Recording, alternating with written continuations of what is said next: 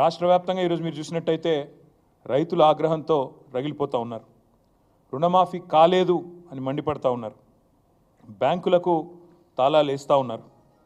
ఎక్కడికక్కడ ప్రభుత్వ కార్యాలయాలను ముట్టడిస్తూనే ఉన్నారు. మీరు ఒక్కసారి చూసినట్టయితే ఎట్లా జరుగుతూ ఉంది పరిస్థితి అంటే, ఇవాళ ముఖ్యమంత్రి ప్రభుత్వం వారు చెప్తున్న మాటనేమో ఇది వ్యవసాయ మంత్రి గారి స్టేట్మెంట్, తుమ్మల నాగేశ్వరరావు గారి స్టేట్మెంట్. ఇది 2 లక్షల రుణం మాఫీ చేశాం, ఇది వ్యవసాయ మంత్రి స్టేట్మెంట్, తుమ్మల నాగేశ్వరరావు గారి స్టేట్మెంటు.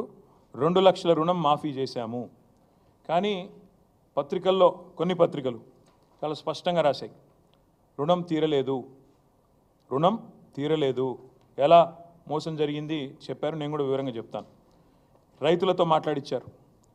తర్వాత రైతులు రాష్ట్ర వ్యాప్తంగా రోడెక్కుతున్నారు. మాకెందుకు రుణమాఫీ జరగలేదు అని చెప్పి రైతులు రాష్ట్ర వ్యాప్తంగా రోడెక్కుతూ ఉన్నారు. ఎక్కడికక్కడ ఇవాళ రణరంగంగా రుణభంగం జరిగింది కాబట్టి రణరంగంగా రాష్ట్రంలోని ప్రతి గ్రామం కూడా మారిన పరిస్థితి. ఇవి మాఫీ మంటలు అనే పేరిట మాఫీ అని చెప్పి మోసం చేస్తున్న వైనం ఏదైతుందో దాని మీద ఒకవైపు, మరొక వైపు ఎక్కడికక్కడ నిరాహార దీక్షలు, ధర్నాలు, నిరసనలు. ఇది ఏ పార్టీ ప్రేరేపించింది కాదు. రైతులు స్వచ్ఛందంగా తమ కడుపు మంటతో ప్రభుత్వ కార్యాలయాల్లోకి, అదేవిధంగా బ్యాంకుల దగ్గర చేరి ఇవాళ ఎక్కడికక్కడ ప్రభుత్వ కార్యాలయాలను కూడా ముట్టడిస్తూ ఉన్నారు. ఇప్పుడు చూడండి, ఇది ఆగని అన్నదాతల నిరసనలు, ఒక ఫుల్ పేజ్ మొత్తంగా ఎక్కడికక్కడ రాష్ట్ర వ్యాప్తంగా రగులుతున్న పరిస్థితి ఇట్లా కనబడుతూ ఉంది. వాస్తవాలు ఇట్లా ఉన్నాయి.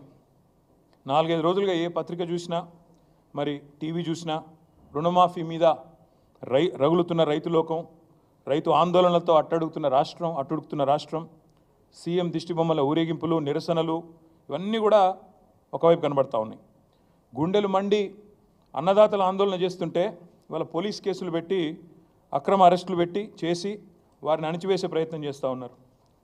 మీరు ఇది చూడాలా దయచేసి అందరూ కూడా.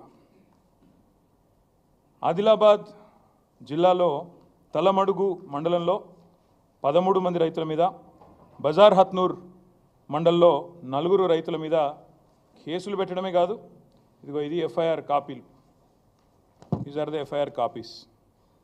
ఈ ఎఫ్ఐఆర్లు పెట్టి, కేసులు పెట్టి ఇవాళ రైతులను సాయంత్రం దాకా కూర్చోబెట్టి వాళ్ళ మీద జులుం చేసి ఈ రకంగా గంటలు వేధించి అటు ఇబ్బంది పెడుతున్నారు. ఏం సెక్షన్లు పెడుతున్నారు ఈ రైతుల మీద?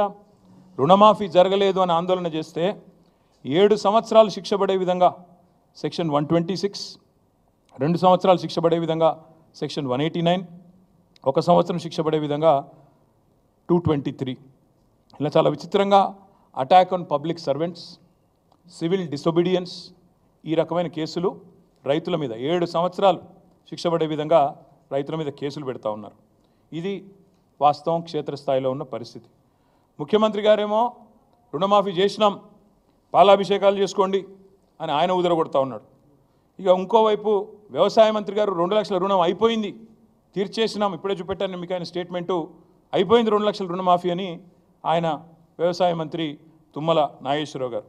కానీ వాస్తవాలు దాచేస్తే దాగవు. ఇవాళ మంత్రులకు, ముఖ్యమంత్రికి ఒక శృతి లేదు, సయోధ్య లేదు, సంయమనం అంతకంటే లేదు. దానికి ఒక చిన్న ఉదాహరణ ఇప్పుడు నేను మీకు చూపెడతాను, ఒకసారి ఆ వీడియో ప్లే చేయాలమ్మా. తిరగకంటే ముందే తెలంగాణ రాష్ట్రంలో ఉన్న లక్షలాది మంది రైతాంగానికి 2 లక్షల రూపాయల రుణమాఫీ, 31,000 కోట్ల రూపాయలను వారికి రుణ విముక్తులను చేసి బ్యాంకుల నుంచి వాళ్లకు స్వేచ్ఛను ప్రసాదించి నా తెలంగాణ రైతాంగం ఈనాడు తెలంగాణ రాష్ట్రంలో రుణ విముక్తులై స్వేచ్ఛా వాయువులు పీల్చుకునే విధంగా ఈనాడు కాంగ్రెస్ పార్టీ నిర్ణయం తీసుకున్నది. మిత్రులారా,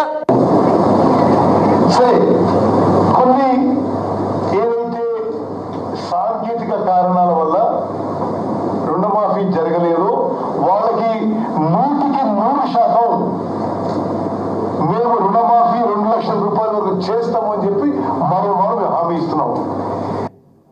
మీ అకౌంట్లలో మీ పేర్లలో వివిధ కారణాల చేత అర్హులైన రైతులకి తప్పకుండా మిగిలిన 12,000 కోట్లను కూడా మీ ఖాతాలకి రాబోయే రోజుల్లో ఈ ప్రభుత్వం చిత్తశుద్ధితో ఇవ్వటానికి ఉన్నది అని కూడా మరొక్కసారి మీకు గుర్తు చేస్తున్నాను. But his statistics is saying that so far only 7,500 crores only have been renewed and given to the farmers. So I request మీరు